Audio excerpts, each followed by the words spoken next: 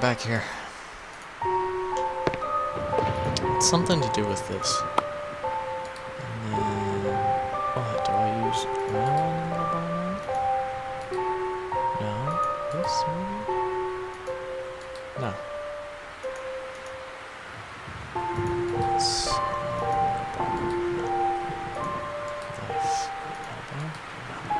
hammer.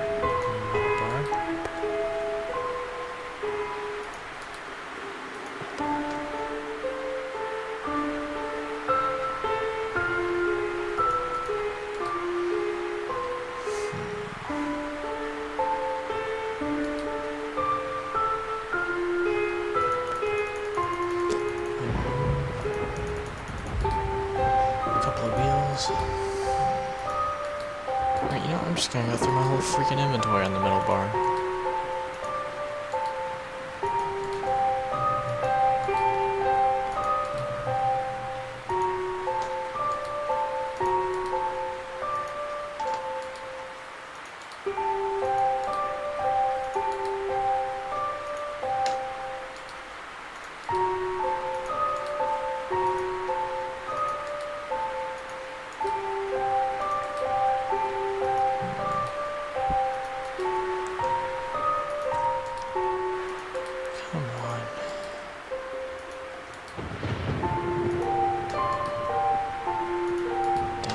Few things in my inventory.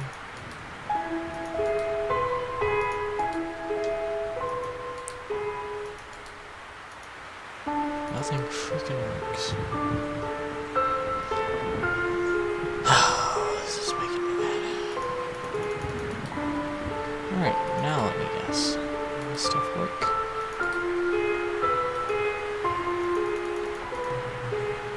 What do I have to do? Take something?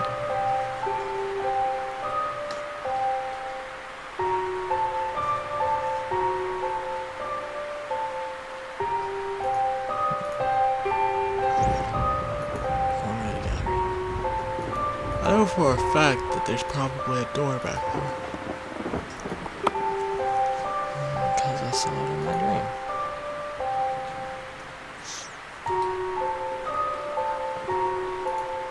What the heck? Alright, hang on, I gotta look this up. I'm sorry. Alright, I'm a little frustrated right now. I did have the right idea. Only I had to use the oil can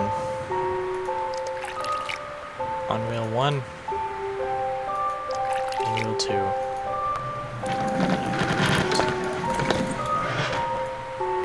Oh, and look at this.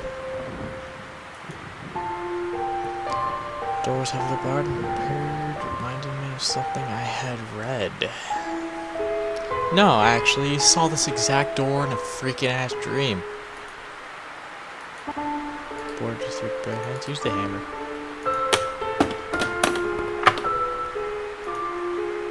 Secret room. Not looking.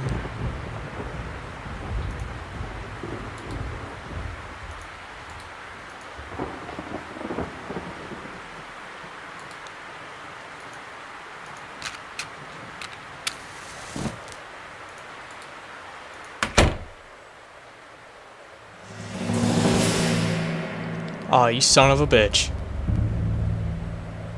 Non-looking African mask was positioned in the middle of the storeroom. Its presence made me feel terribly uneasy.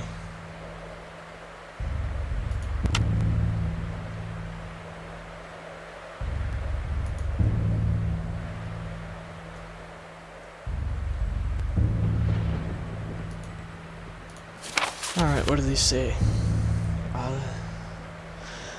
My recent researches on the Dahmer have shed some light upon their terrible activities. I understand now that the lack of existing information about them is not only a cause of their small size and rarity, but also a reluctance, rather superstitious attitude toward their nature.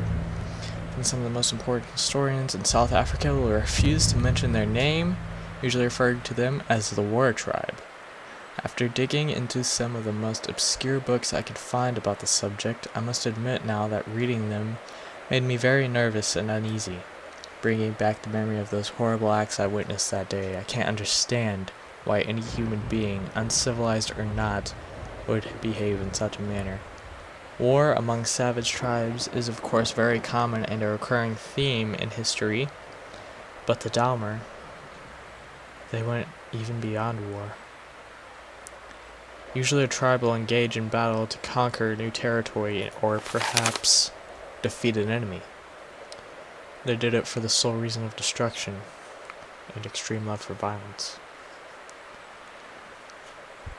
The account of their actions is downright scary. They'd invade villages, slaughter every inhabitant without regard for their sex or age. Men, women, children would inevitably perish by their fury and hate, which is, I think, the most unsettling element of their stories. They didn't use any weapons. They killed villagers with their bare hands and teeth as if they were drawing power from an unearthly source. I find it hard to believe this. If I hadn't seen it with my own eyes, I'd say they were some kind of wild legend. Once they'd slaughtered every living thing in the village, they'd burn it to the ground. Every single construction or possession of the fallen villagers, proof that they definitely were not interested in conquering, or even taking some advantage of the terrain. Their motives were moved solely and purely by an incredible disposal of life and hatred towards anything that wasn't from their village. That is another curious thing. They somehow managed to sustain a constant population level, as if they controlled exactly the amount of people needed for an attack, but at the same time warranted survival using their own existing resources. I fear this wasn't some kind of wondrous organization system, but rather an elimination process of a useless member or an unnecessary child. I dare not think about it, but I'm afraid this would explain why they didn't need to hunt for food. They feasted upon themselves. Now I know that the mask I took stands for, and I shiver at the thought of it. I must confess I'm worried. I don't know why. I fear for my life.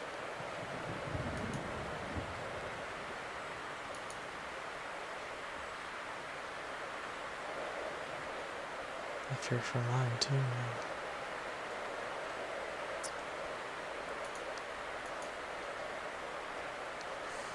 Let's go.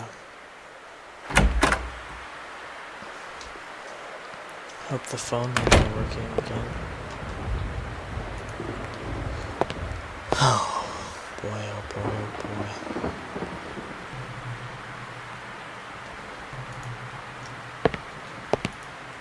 I need to call Jerry about this. I can't stay here any longer. Actually, let's get to typing. Typing sounds like a really good plan right about now. Doopity-da-doo-doo-da-dee. Perhaps it was time to do some work.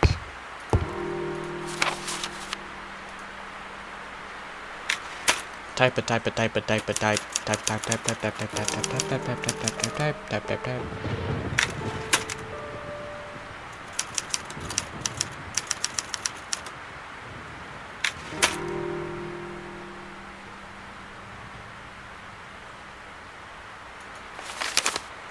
Suddenly she stopped and stood there, paralyzed, hesitant to give any credit with her eyes, and completely unaware of potential. Alright, you guys can read this. I'm gonna read this by myself.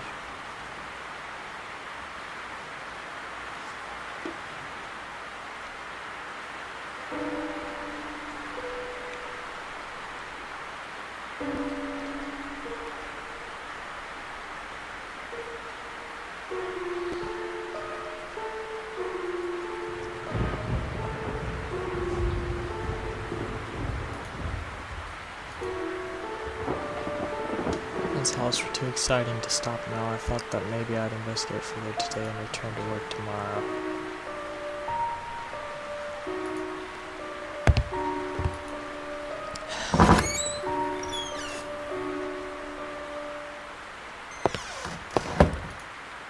Jerry!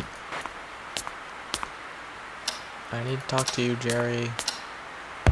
I wish not to die. Jerry? Jerry! I don't want to die.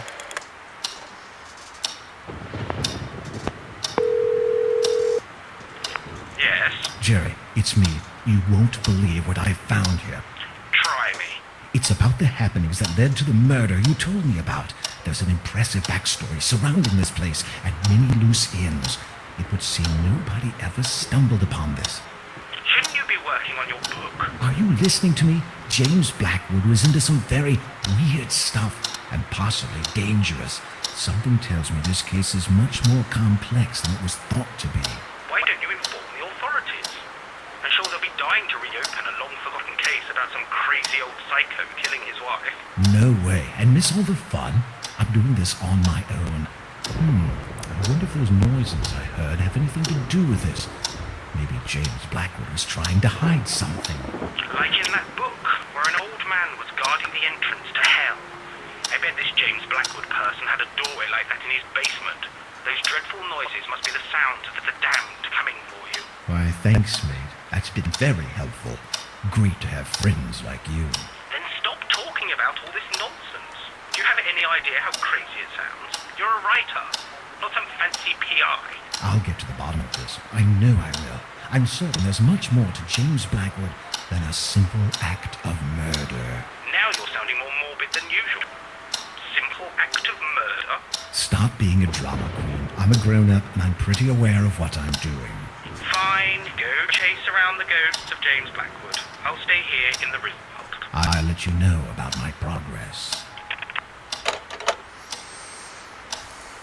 Alright. Guess I'm done for today. The many adventures I've had left me very tired, so I'll be heading back to bed earlier today. I have a premonition, though. I think that tomorrow will be a great day. I make great progress resolving...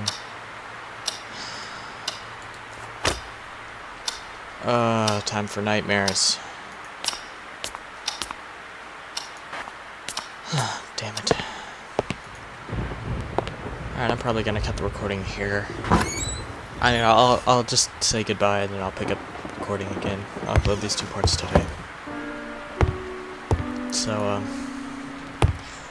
yeah, I'll see you guys when I go to sleep and enter my own man-made hell. That, it's just fantastic.